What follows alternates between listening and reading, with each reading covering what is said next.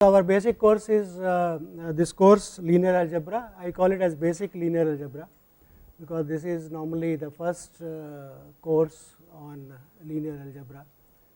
So, we will be covering some basic concepts, and you all must have already gone through, some of you have already gone through these things. For this course, the main text as referred in the bulletin is Kreyszig Advanced Engineering Mathematics 8th edition, chapter 6 and 7. So, those are the basic two chapters that will cover roughly the additional reference. You can also refer the book From Geometry to Algebra, a course in linear algebra, available in our library as well as outside. It is a half semester course, so roughly there will be 21 contact hours. Every week we will have a tutorial hour. So, there will be around 7 weeks. So, 7 contact hours for the tutorials, and you are expected to put in about 3 hours per week. Okay. So, that means 2 hours per week. So, 42 hours. Other things like what is syllabus, grading policy and evaluation, I will be putting it on the Moodle. So, access your Moodle sites and get from there. Okay. Let us look at why one studies linear algebra, right. So, let me show you a small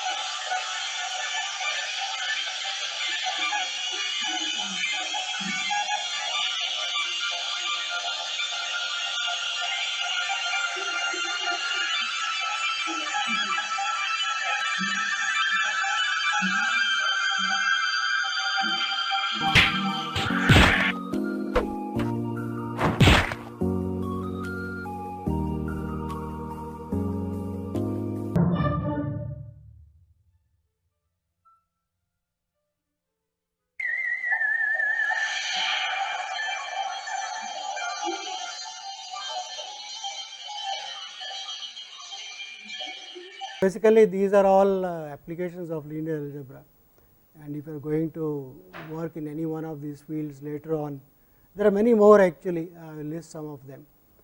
You will need linear algebra. So, that is why linear algebra is put as a basic course for all engineers as well as mathematics students, economics students and so on.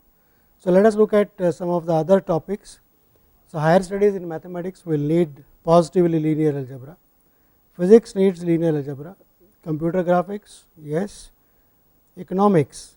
So, all modern economics is mathematical economics, statistics, electrical engineering and mechanical engineering, and many more. So, there are many more fields where this will be linear algebra is useful. So, let us begin with what we are going to do in this course is basically cover some of the basic concepts that will be required later on by you.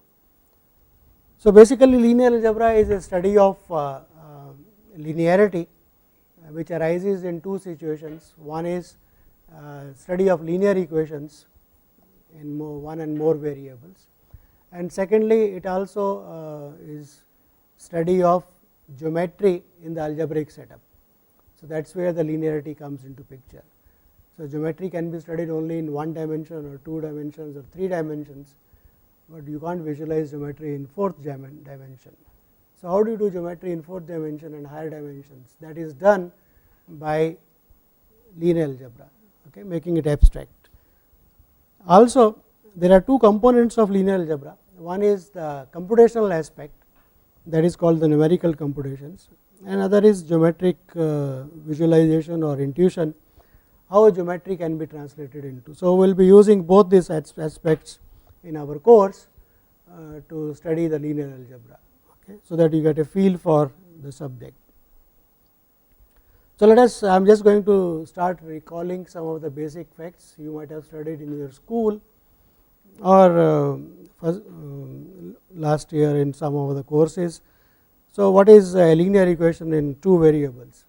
So, a equation of the type Ax plus By equal to C, their x, y and are variables, and A, B and C are scalars which are fixed. The variables are the quantities which can take any values. So, Ax plus By equal to C is called a linear equation in two variables, and not all A, B and C should be equal to 0, because if all are 0 then there is nothing to be done, right. Okay. So, as a set you can write this as the all ordered pairs x comma y such that Ax plus By is equal to C. So, as a ordered pair, right.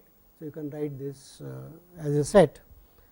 So, now once you write it as a set, geometrically you can think of plotting it, right. You can plot this. So, this is what is called the graph of the line. It is a straight line, and it indicates all the pairs x comma y which satisfy this equation. So, you can call that graph as a solution of the linear equation, right. Those are the values which satisfy.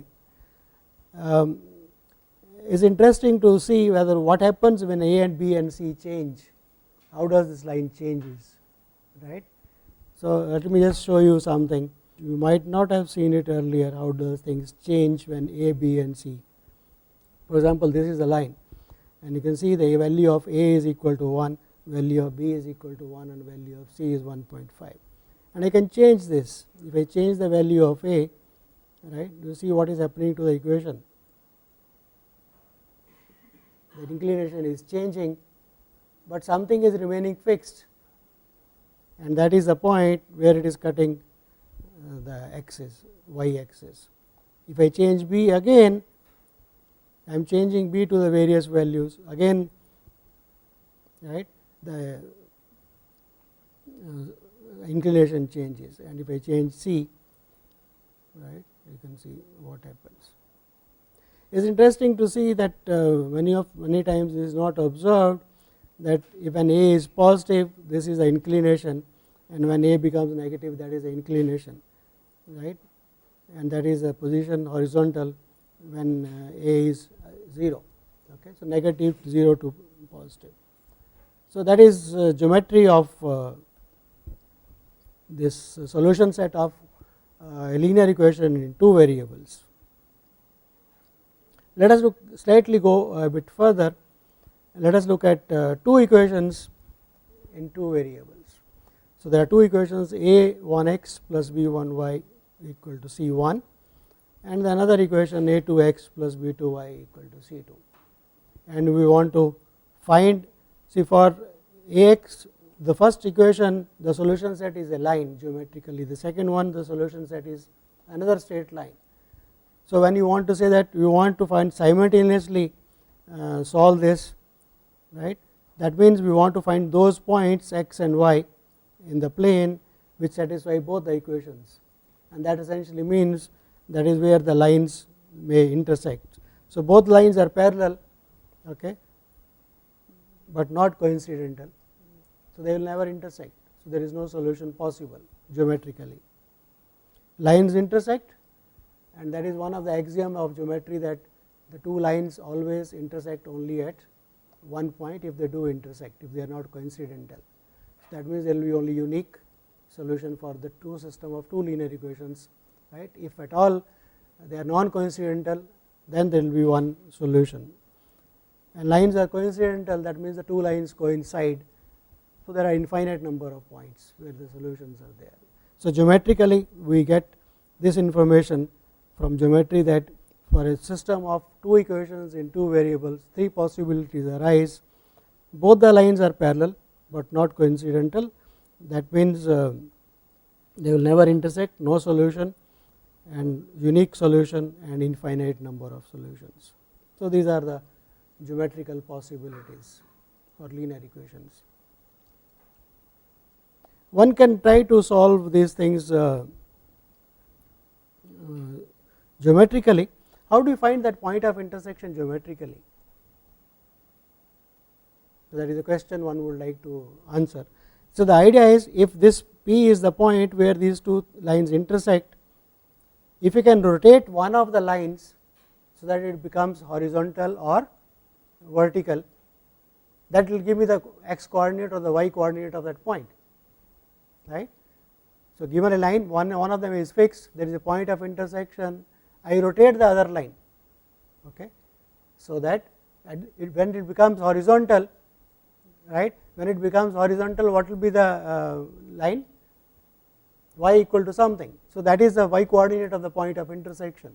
So, basically geometrically that is what you want to do, and one can do that. I just want to show you that how it is possible to rotate, and that gives a hint how to solve the equations algebraically. Okay. So, let us look at what does that mean. So, these are the two lines, blue and the red one, which intersect this point. Okay. So, 2x, I have just taken an example, 2x plus 3y equal to 1, x minus y equal to 3. Okay. Now, what we have done is, I have taken a combination of these two lines. So, 2x plus 3y plus 3 times, the 3 is the value which is I am going to change, okay, and let us see what happens. So, what we are discovering is that if you take a combination of the two lines, a linear combination of the two lines, then what happens? See, point of intersection remains the same when you take a linear combination, but what is happening is the slope of the line is changing, right. When it becomes horizontal, that will give me the value of the x coordinate, and when it becomes horizontal, that will give me the value of right. So, that will give me the value of the y coordinate. So, geometrically that is how you can solve a system of two linear equations in two variables. So, basic idea is, if I take a linear combination of the two equations, right, idea should be that one of the variables should vanish, either it should become x is equal to x0 or y equal to y0, that will give me one of the coordinates, and I can put back the value in the equation, either of the equations, and get back the other. So, geometrically that is how you solve. So, it says that we should be doing something called change of variation, sorry, we should be doing elimination of variables for that equations.